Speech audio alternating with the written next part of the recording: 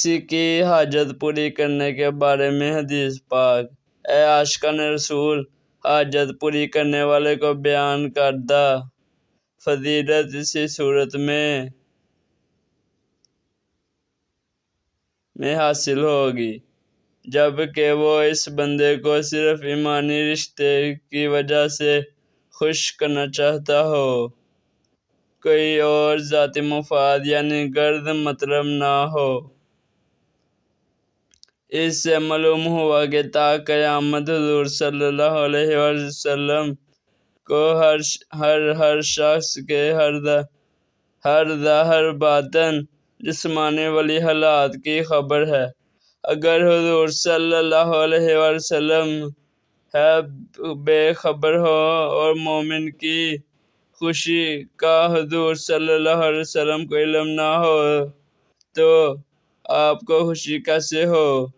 حدیث پاک کے اس حصے اور جس نے مجھے خوش کیا اس نے اللہ پاک کو خوش کیا کے تحت فرماتے ہیں، اس فرمانے علی سے دو مسئلے معلوم ہوئے۔ ایک یہ کہ نیک عمل سے مومن کو راضی کرنا اور مومن افضل ترین اعمال کی رضا یعنی خوشی کے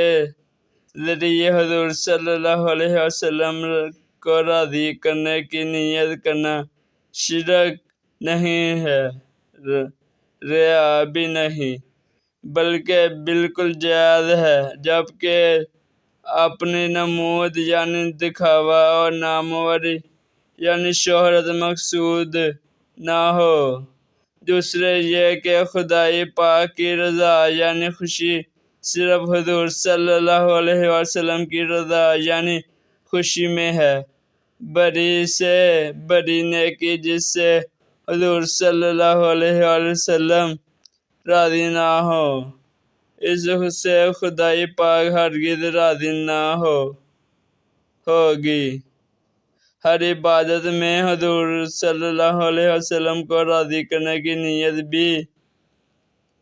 کرنی چاہیے کہ یہ ذریعہ ہے رب پاک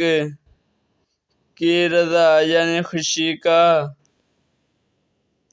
حدیث پاک کے اس حصے اور جس نے اللہ پاک کو خوش کیا اللہ پاک اسے جنت میں